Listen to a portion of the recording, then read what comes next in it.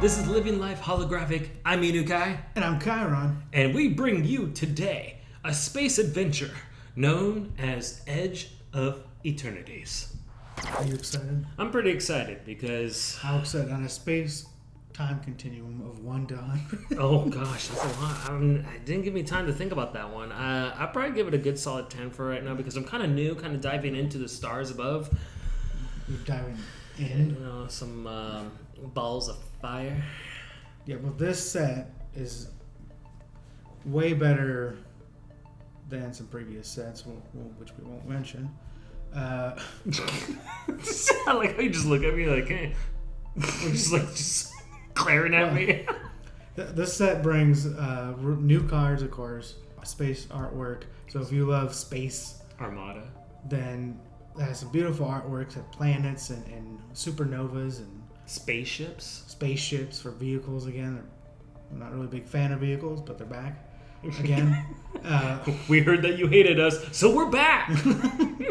There's also new mechanics, including void and warp, amongst others. So it's a lot of stuff to dive in and talk about. So let's get right to it. The card I'm looking forward to the most of you guys, which I have, this is going to be Might Form Harmonizer. I'm pretty sure I spelled that correctly. Or said it. Spelled it, yeah. M-I-G-H-T. No. So, he is 2 generic, 2 green. Creature Insect Druid for 4. This is something I like because I like Landfall, which it has the Landfall mechanic. Landfall. Whenever a land you control enters, double the power of target creature you control until end of turn. It also has Warp 2 with green, so 3 in general. Nice. So power this up with Tifa from Final Fantasy, because she also has Landfall and it says double her power. So you put this creature in that deck. You combine those 2 cards. Give it Trample. Oh, Trample. Yeah, Trample. Okay. But yeah, Warp. Basically, you could cast this out on turn 3 if you wanted to instead of turn 4. Mm-hmm. Then it gets exiled, and then you could cast it on a later turn. So that's really nice. That's actually one of the cards. So I guess we'll go back and forth between cards that we have. But that's one of the cards that I actually want to go ahead and put into my Landfall deck, or maybe my Tifa deck because she fine. Well, it's funny. That's pretty.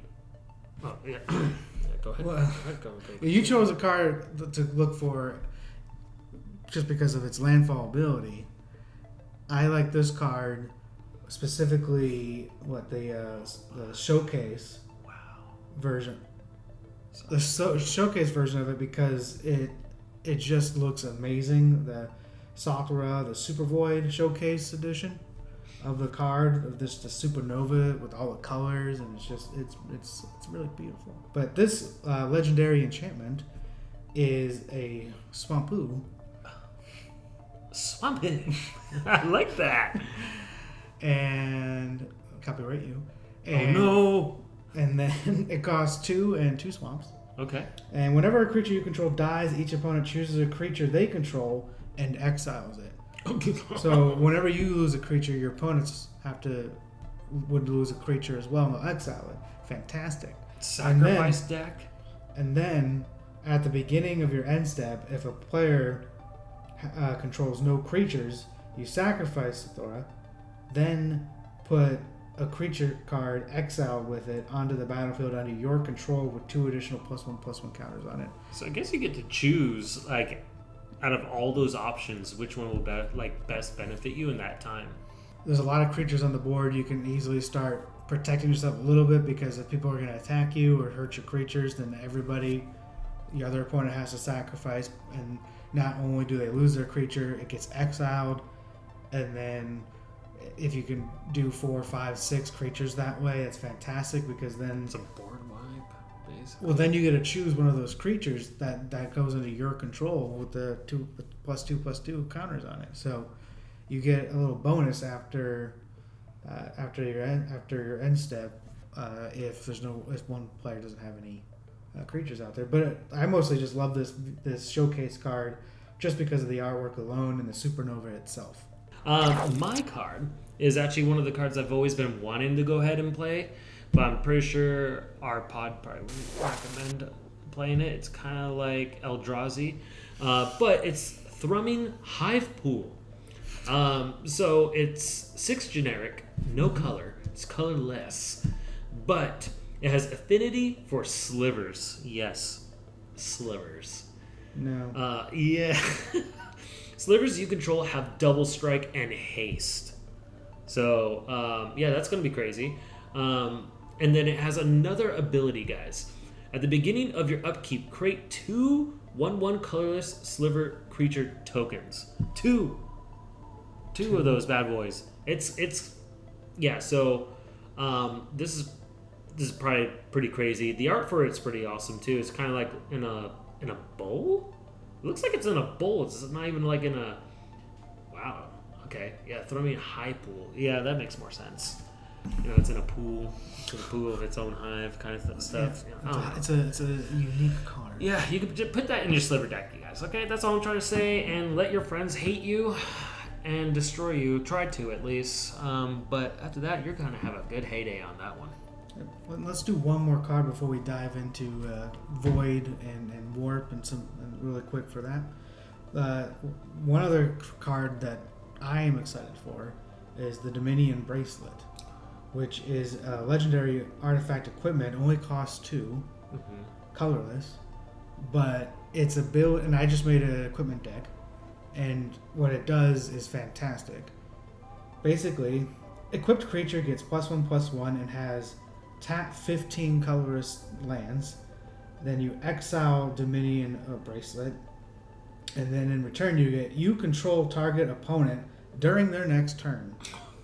This ability costs X less to activate, where X is this creature's power. Activate only as a sorcery. Captain America. So Cloud. you could easily get a 15/15 creature or a 15 power creature in an equipment deck. So that all you have to do is just sack that equipment to take over an opponent's turn. Yeah, and you could just sack or exile it. You exile it. Yeah, exile. Wow. So you exile your equipment, and then you just get to take control of the opponent's next turn. That's pretty cool, especially if they have like a lot of cards in their hand. You could just actually just start controlling them. Yeah. Like, Well, what if you could just be like, all right, and I'm gonna just sack everything for no reason. I see you have a sacrifice deck. I actually want to go ahead and sacrifice all of this. They would hate you. Do you think that would leave a target on your back? Probably. I think anybody you choose would hate you because you get to look at their hand. I love this. I love Carnage. And could you discard cards from people's hands for no reason? I don't think you can. If you were able to do all that, you could just be like, say goodbye to your hand, say goodbye to your creatures. But yeah, anyways, they have that out there. You just sacrifice all their creatures. If they have a sacrifice deck, you just do that. Easy, done. You have the artifact, and the artifact says sacrifice a creature, get 2 colorless. Well, if you're controlling their turn, gone. And technically, if they have counter spells in there, you could just tap 2 and play the counter spell for no reason, because that's a way to discard. That's true. And you could get rid of their counter spells in their hand. Be like, cast. It just cast their instants and sorceries when you didn't want them to. I think you like this card too much. You're smiling. Because this is I'm going to get this card. Yeah. And it's going into my equipment deck, no? Prepare you guys.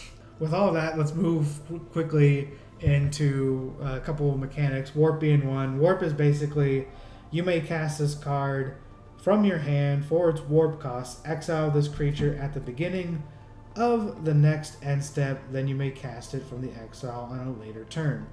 So that's kind of, I guess, another new way of playing a creature card. Yeah, and getting the abilities sooner rather than later. Yeah, and Void on some cards play into Warp. If you play a warped creature, you get to use the other creature's Void ability, which can be really good depending on the card. Path to Exile. You love Path to Exile. I do love a good exile card. This one, I don't know if I'm going to be able to read this correctly, so help me out on this one if you're able to. Ouroboros.